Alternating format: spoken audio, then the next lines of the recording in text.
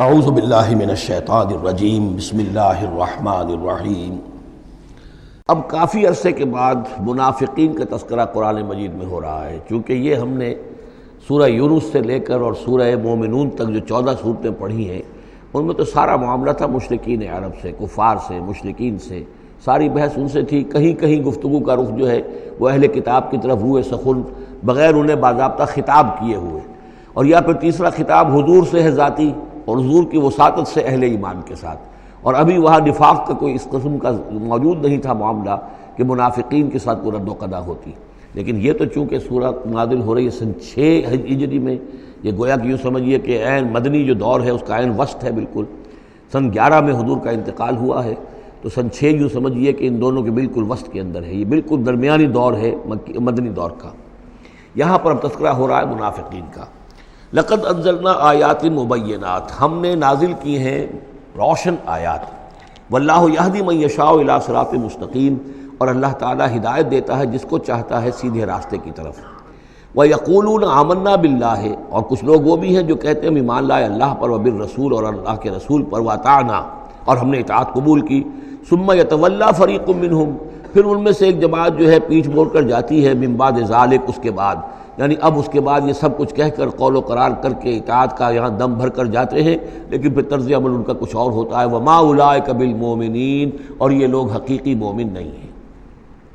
وَإِذَا دُعُوا إِلَى اللَّهِ وَرَسُولِهِ لِيَحْكُمَ بَيْنَهُمْ، اور جب انہیں پکارا جاتا ہے، بلایا جاتا ہے کہ آؤ اللہ کی طرف اور رسول کی طرف کہ ان کے مابین فیصلے کرے۔ یہ سورہ نساء میں ہم یہ سارے مضامین بڑی تفصیل سے پڑھ چکے ہیں کہ وہ لوگ چاہتے تھے کہ اپنے مقدمات جو ہیں وہ یہودیوں کی عدالت میں لے جائیں، اس لیے کہ حضور کے ہاں انہیں اندیشہ ہوتا تھا کہ یہاں تو بالکل صحیح فیصلہ ہو جائے گا۔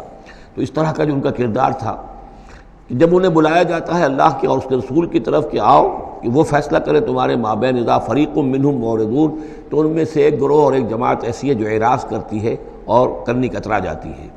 وَإِن يَكُن لَهُمُ الْحَقُّ يَأْتُوا إِلَيْهِ مُذْعِنِينَ، اور اگر ان کو معلوم ہو کہ حق ہمارے ساتھ ہے، یعنی ہم حق پر ہیں اس مقدمے میں، تو پھر وہ آتے ہیں بڑا یقین کا اظہار کرتے ہوئے، اذعان کے ساتھ اور یقین کے ساتھ اور اپنے ایمان کا اظہار کرتے ہوئے، کیونکہ انہیں یقین ہے کہ ہمارا کیس سچا ہے اور حضور کی عدالت میں ہم جائیں گے تو ہمارے حق میں فیصلہ ہو جائے گا، تو اب کوئی رکاوٹ نہیں۔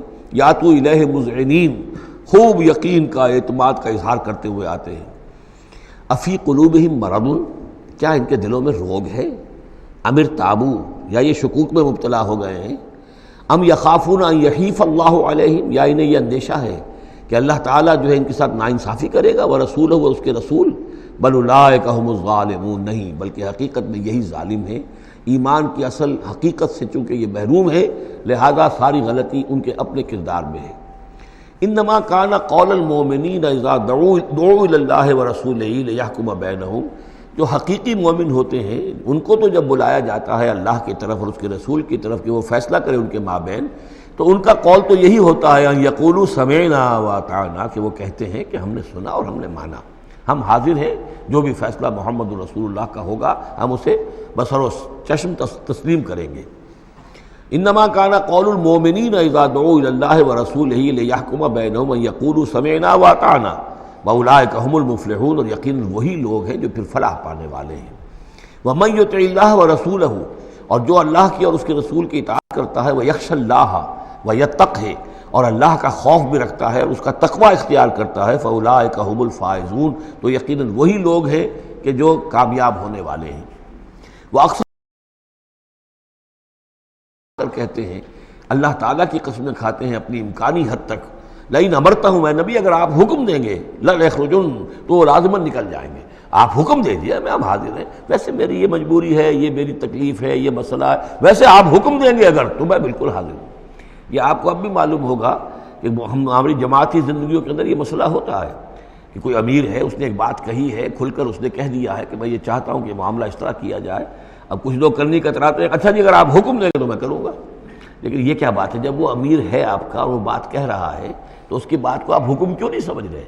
اسی طریقے سے حضور صلی اللہ علیہ وسلم نے جب فرما دیا ہے کہ نکلنا ہے، اب دشمن کے مقابلے کے لیے نکلو، اب وہ آپ چاہتے ہیں پی پی کال کر کے حضور ایک ایک کی خوشامد کریں کہ آئیے آپ ضرور نکلیے، خدا کے لیے ضرور چلیے، یہ حضور کرنے والے نہیں ہیں۔ وَأَقْسَمُوا بِاللَّهِ جَهْدَ أَيْمَانِهِمْ، اور یہ اللہ کی قسمیں کھا کھا کر کہتے ہیں اپنی امکانی حد تک، لئن أَمَرْتَهُمْ، اے نبی آپ کا حکم ہوگا تو میں حاضر ہوں، لَيَخْرُجُنَّ، ہم ضرور نکلیں گے۔ قُلْ لَا تُقْسِمُوا، اے نبی ان سے کہیے تم قسمیں مت کھاؤ، طاعۃ معروفہ، معروف طریقے پر اطاعت اختیار کرو۔ تم نے اعلان کیا ہے کہ تم مجھ پر ایمان لائے ہو، تم نے اعلان کیا ہے کہ تم مجھے اللہ کا رسول سمجھتے ہو، اب جو میں کہہ رہا ہوں اسے قبول کرو، اختیار کرو۔ یہ کیا ہے کہ میں کسی کو ایک ایک کو علیحدہ علیحدہ حکم دوں؟ ان اللہ خبیر بما تعملون، یقیناً جو کچھ تم کر رہے ہو اللہ اس سے باخبر ہے۔ قل اطیعوا اللہ واطیعوا الرسول، اے نبی کہہ دیجئے۔ اب دیکھیے نوٹ کر لیجئے، سورہ نساء میں نے تفصیل سے آپ کو بیان کیا تھا کہ منافقین پر تین ہی چیزیں بھاری تھیں۔ نمبر ایک، حضور کی شخصی اطاعت کرنا۔ نمبر دو، جہاد اور قتال کے لیے نکلنا۔ نمبر تین، ہجرت۔ تین ایشوز کے اوپر بڑی تفصیل سے وہاں گفتگو ہو چکی ہے۔ یہاں اطاعت رسول کو جو ہے، جو پہلا مضمون تھا سورہ نساء میں، اسی کو زیادہ موقت کیا جا رہا ہے۔ قل اطیعوا اللہ واطیعوا الرسول، کہیے ان سے اطاعت کرو، اللہ کی اطاعت کرو، اس کے رسول کی صلی اللہ علیہ وسلم۔ فإن تولوا، پھر اگر یہ پیٹھ موڑ لیں، اگر تم منہ پھیرو گے، اگر منہ موڑ لو گے، فإنما علیہ ما حمل، تو سن لو ہمارے نبی پر ذمہ داری ہے اس کام کی جو ہم نے ان پر ڈالا ہے۔ وعلیکم ما حملتم، اور تم سے باز پرس ہوگی اس کی جو تمہارے اوپر ڈالا گیا ہے۔ یعنی نبی نے جو ذمہ داری تھی اللہ کا دین تم تک پہنچایا، اللہ کے احکام پہنچا دیے، ان کا کام جو ہے اس پر ختم ہو گیا۔ اب اطاعت کرنا، اس کی تعمیل کرنا، اس کے حکم پر چلنا، اللہ کے دین کے لیے تن من دھن لگانا، اور یہ سارا کام تمہیں کرنا ہے۔ تو جو ان کی ذمہ داری ہے وہ ادا کریں گے، اور اللہ کے ہاں ان سے ان کے بارے میں سوال کر لیا جائے گا، اور جو تمہاری ذمہ داری ہے ظاہر بات ہے کہ اس کے جواب بھی تمہیں کرنی ہے۔ اس میں یہ بھی ہوتا ہے بسا اوقات کہ کسی شخص کو یہ گمان ہو جائے، ظاہر بات ہے میں نے آپ کو سنایا تھا کہ ایک شخص نے کہہ دیا تھا حضور سے، اے دل یا محمد، اے محمد عدل سے کام لیجیے صلی اللہ علیہ وسلم۔ بڑی گستاخی کے ساتھ اس نے کہا، گویا کہ الزام لگایا کہ آپ یہ جو صدقات کی جو تقسیم کر رہے ہیں یا مال غنیمت تقسیم کر رہے ہیں، اس میں آپ عدل سے کام نہیں لے رہے۔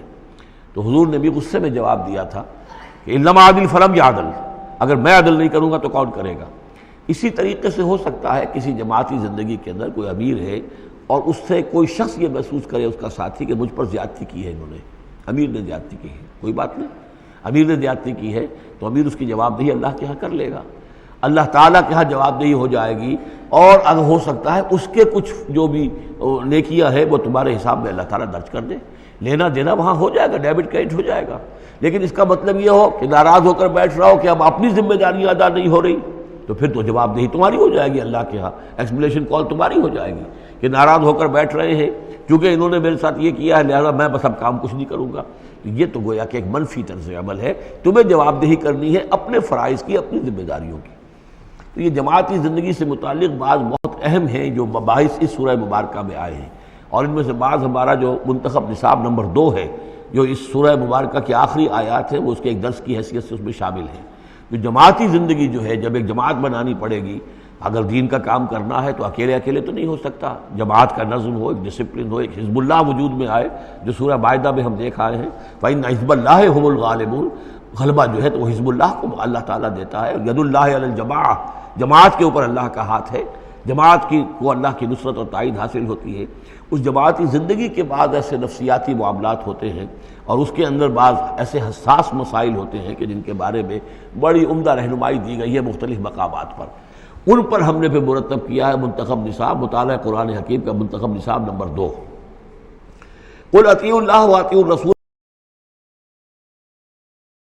ان پر جو ذمہ ہے وہ ان کی اپنی ذمہ داری کا، اور جو تمہارے اوپر جو بوجھ ہے، جو تمہاری مسئولیت ہے، وہ تمہاری ذمہ داری کی۔ وَإِن تُطِيعُوهُ تَهْتَدُوا، اور جان لو یہ اللہ کے رسول ہیں، اگر تم ان کی اطاعت پر کاربند رہو گے تبھی تم ہدایت یافتہ ہوگے۔ وَمَا عَلَى الرَّسُولِ إِلَّا الْبَلَاغُ الْمُبِينُ، اور ہمارے رسول پر سوائے صاف صاف پہنچا دینے کی اور کوئی ذمہ داری نہیں ہے۔ صدق اللہ العظیم۔